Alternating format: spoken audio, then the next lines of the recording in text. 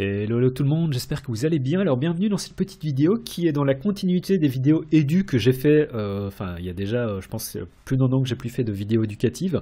Et là ce que je vais faire c'est vraiment m'attarder sur la manière dont je trade. Donc ce sera pas une vidéo qui va s'attarder sur les prix en ce moment, mais c'est vraiment montrer comment je trade. Alors petit disclaimer, c'est la manière dont moi je trade. Il existe plein de manières de trader qui sont très efficaces aussi.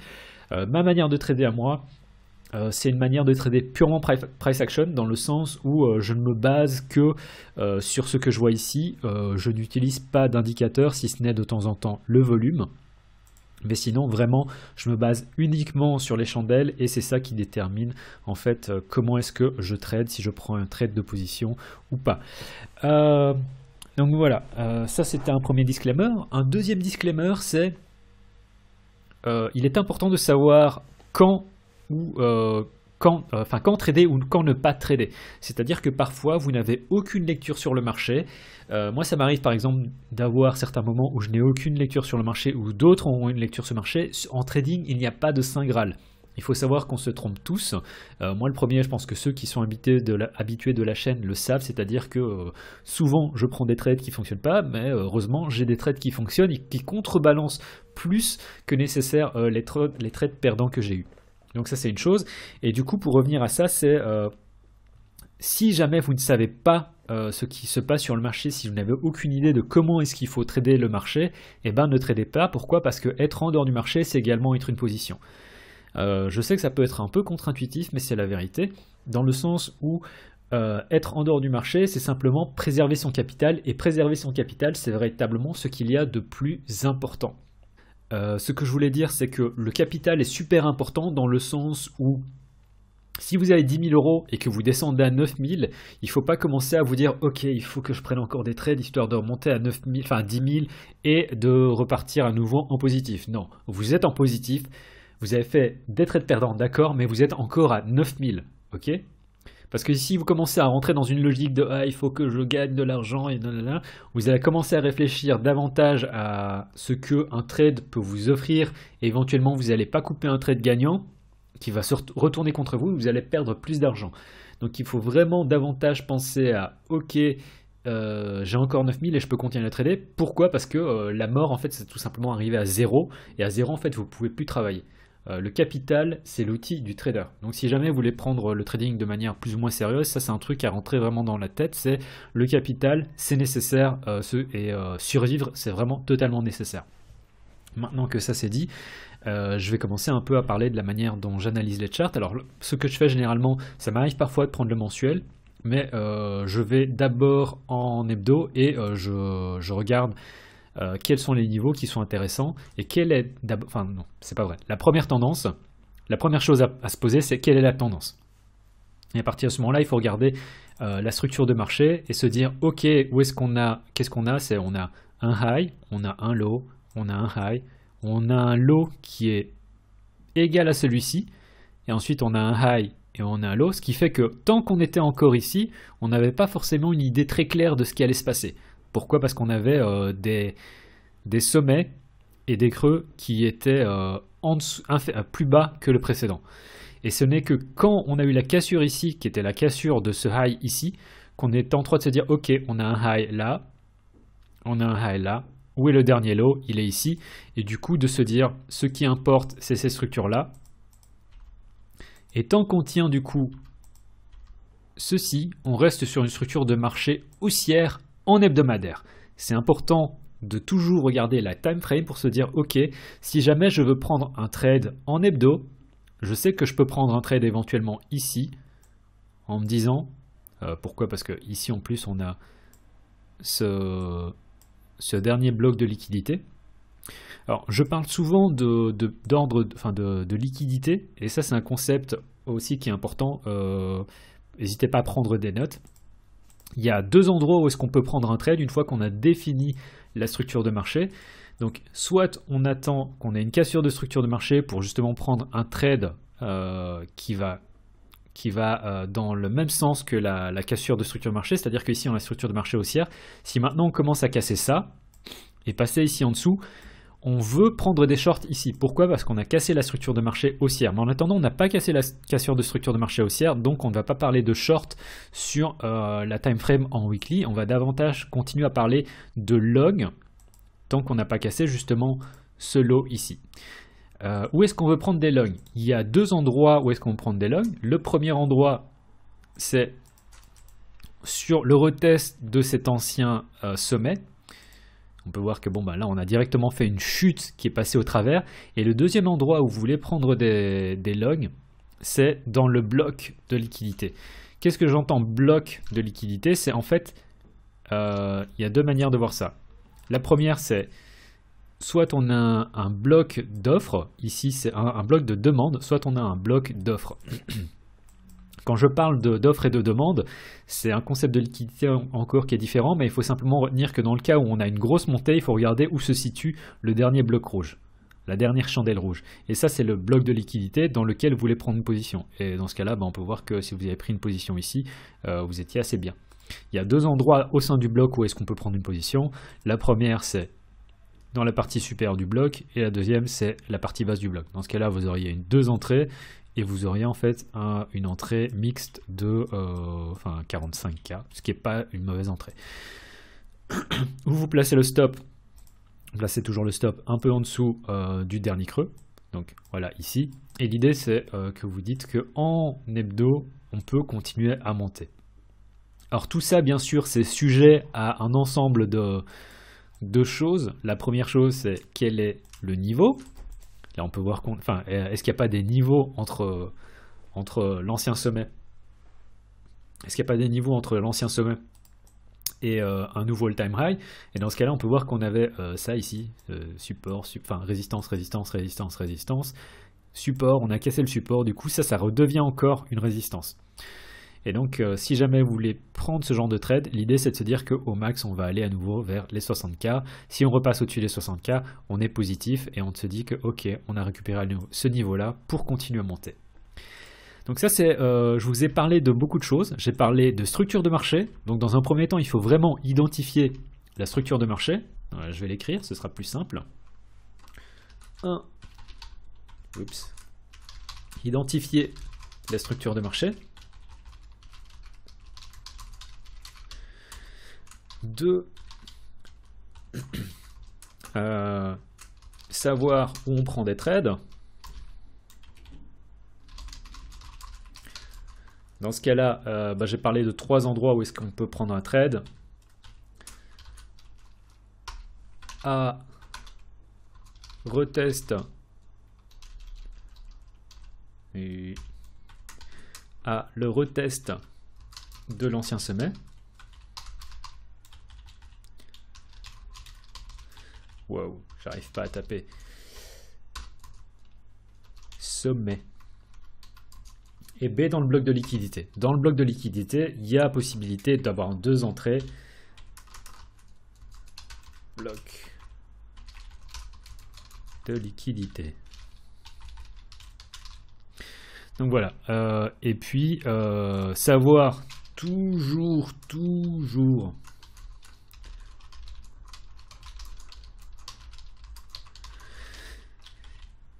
et dans ce cas-là, pour le stop, c'est tout simplement le mettre en dessous du dernier creux. Alors, un truc qui arrive aussi, c'est quoi? C'est les stop run.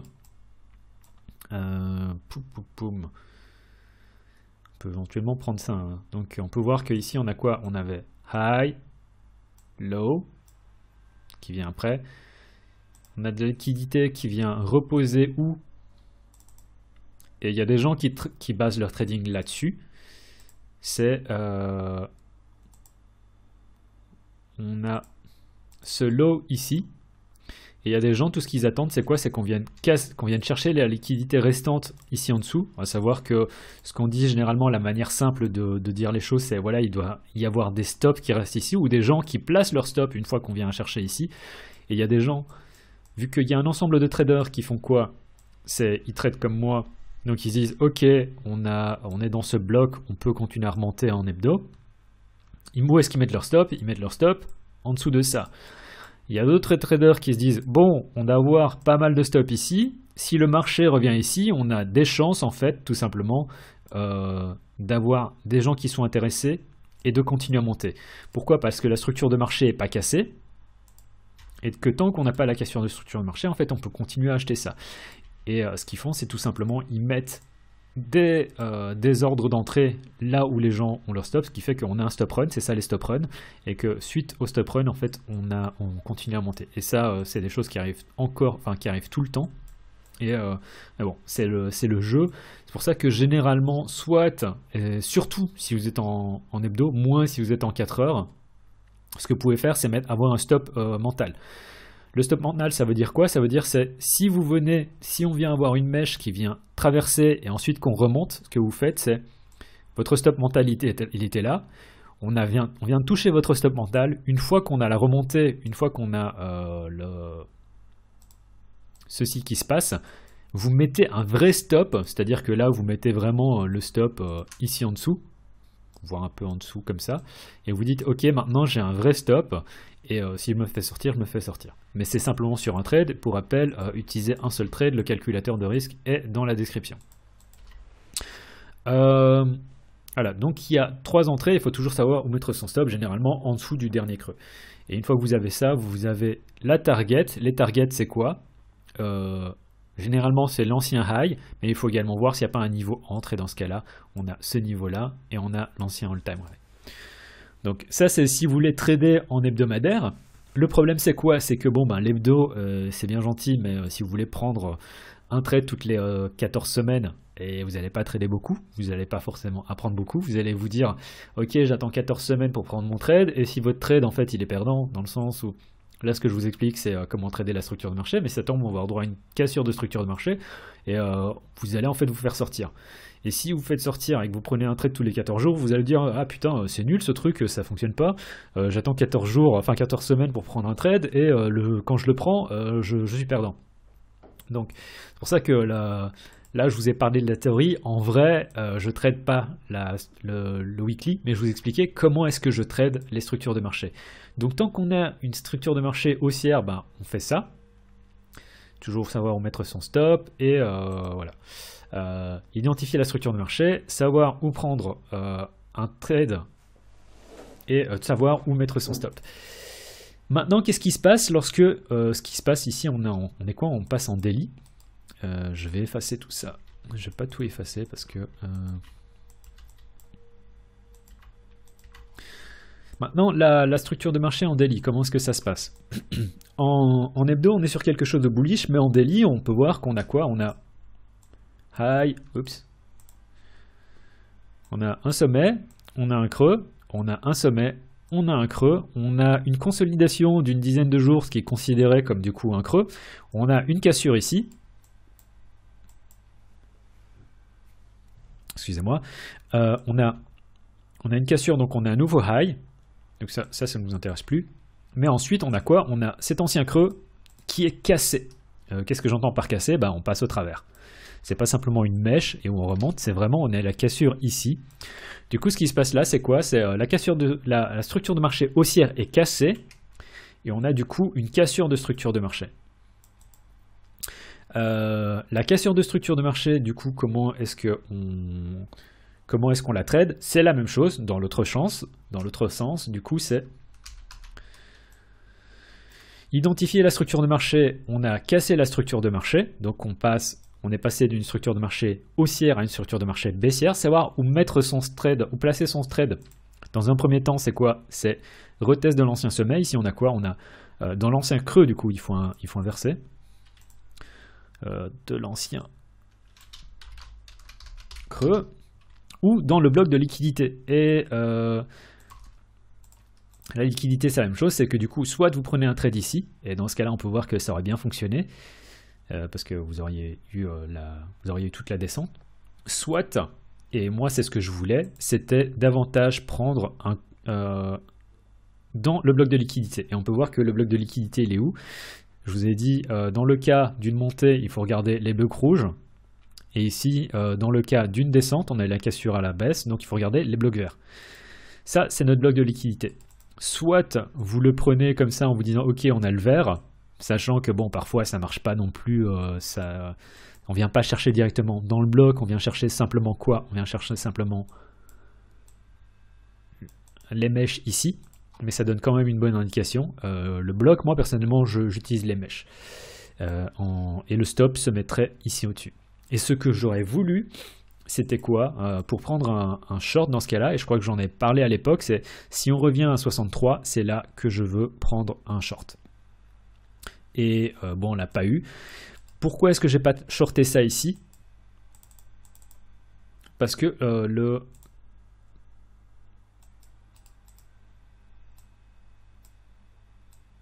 même si on prenait ça ici, hein, l'idée c'est quoi? On est à la cassure ici, on viendrait au moins chercher ça. L'idée c'est de venir chercher l'ancienne consolidation. C'est qu'en termes de R, ça fait un R à 1.17. Je ne suis pas prêt à risquer 1% de mon capital pour gagner 1% de mon capital. Si je risque 1% de mon capital, je veux au moins le double. Et on peut voir que dans ce cas-là, ce qui aurait fonctionné, si jamais on avait eu le retest, c'est que ça aurait fait un trade à 2,66 et là, ça aurait été bien. Donc, identifier la structure de marché, savoir où prendre un trade, soit sur le retest, soit dans la liquidité, et toujours savoir où mettre son stop. Pour rappel, le stop définit la taille de position. Et le problème, c'est que j'ai pas pris du coup ce stop-là, et c'est ça aussi que j'ai dit en début de vidéo en disant si vous ne savez pas où prendre un trade, ou si du coup, par rapport à ça, si vous savez où prendre un trade mais que le trade n'est pas favorable, n'hésitez pas à ne pas le prendre. Il n'y a aucun souci avec ça. Donc voilà, là j'ai pas pris le trade et de toute façon l'espérance de gain n'était pas suffisamment grande pour moi. Si jamais on avait eu le retest ici, là j'aurais pris le trade en me disant ok on peut venir chercher ici et ça aurait fait un trade à 2.41. Alors tout ça c'est des explications sur le daily, mais ça marche également 4 heures. Alors je descends généralement pas en dessous du 4 heures parce que sinon il faut trop regarder les charts, et surtout on a des mouvements fuck-up qui sont assez difficilement contrôlables, à savoir ce genre de choses, ce genre de choses, ce genre de choses, ce genre de mèche. C'est infernal et ça arrive tout le temps en 1 heure, en 15 minutes, enfin vous en avez tellement, c'est terriblement compliqué. Donc à ce moment-là, je reste toujours en 4 heures, parfois en 3 heures. Pourquoi? Parce que c'est une unité qui est impaire et c'est parfois pas inintéressant de regarder des unités de temps impaires. Et donc du coup, pour revenir en 4 heures, qu'est-ce qu'on a? Ici, on a vraiment un range, hein, mais un range, c'est composé de quoi? C'est composé de sommets et de creux, donc du coup, c'est sommet, creux, sommet, creux, enfin, sommet, creux, sommet, creux, cassure du sommet. Donc, où est-ce qu'on veut prendre position? C'est sur le retest ici, qu'on n'a pas eu, donc voilà, c'est dommage, et dans la liquidité qui se trouve là. Donc, on l'a pas eu, mais soit, on a directement eu la cassure ici. Là, qu'est-ce qu'on a? On a également consolidation qui fait office de sommet. Qu'est-ce qu'il faut attendre? C'est la cassure. Bon, on n'a pas eu également... Oh là là, on n'a pas d'exemple ici, hein. Ça c'est pas un bon exemple. Ici on a un exemple raté, donc pourquoi pas, mais qui est super intéressant parce que on a sommet, sommet, cassure. Qu'est-ce qui fait du coup? On achète où? On achète... Ça, c'est un exemple parfait de où est-ce qu'on achète. On achète quoi? On achète le retest de l'ancienne consolidation, enfin le retest, et on achète dans la liquidité qui est ici. Rappel, liquidité, c'est où? C'est la barre rouge dans le cas d'une montée. Et on peut voir qu'on a eu premier retest, on a eu deuxième retest, ce qui aurait pu faire office de... ce qui aurait pu donner un trade. Ceci dit, si vous regardez en plus en 4 heures, oh là là. Alors c'est facile de voir ça après coup. C'est quoi? On a sommet, creux, sommet, cassure de structure de marché. Donc du coup, prendre des longs, ça doit plus être dans notre approche, et c'est davantage des shorts. Où est-ce qu'on prend des shorts? Ici, on a en plus petite consolidation. On prend la résistance. On a sommet, hein, donc partie basse du range, enfin creux, pardon. On prend des shorts ici sur le retest. Et deuxième endroit, c'est où? c'est dans la liquidité ici. La liquidité où? C'est où? C'est dans le cas d'une chute, c'est dans les barres vertes. C'est ici. Où est-ce qu'on a été chercher? Dans la liquidité. Ce qui fait qu'on a deux entrées. Une entrée qui est d'ici et une entrée qui vient là. Alors, est-ce que cette entrée-là, elle est prenable? Pour moi, non. Dans le sens où si on reprend... identifier la structure de marché, on a eu la cassure de structure de marché, ça va vous prendre un trade soit sur le retest, soit sur l'ancien creux. Le problème pour moi avec le retest ici, c'est que c'est pas prenable encore et toujours. Pourquoi? Parce que l'espérance de gain, le stop il se met ici au-dessus et l'espérance de gain elle est nulle. Alors que si on avait pris ici, alors je tiens à être clair, j'ai pas pris de ce trade là. À partir de ce moment-là, on peut, enfin déjà même si on vient rechercher ça ici, ça fait, même ça ici, ça fait un trade à 1 R, ce qui fait qu'on reprend nos gains, et sinon ça fait un trade à 2 R. Et on peut voir que ça aurait même pu faire un trade beaucoup plus intéressant. Mais n'hésitez pas à me poser des questions si jamais vous en avez, j'espère que ça vous aura aidé. Et puis voilà, c'était une vidéo de ce qu'il faut identifier pour prendre un trade, ce que je regarde. Et vraiment, n'hésitez pas à beaucoup vous entraîner là-dessus. Et si vous ne savez pas quoi trader, ne prenez pas de trade.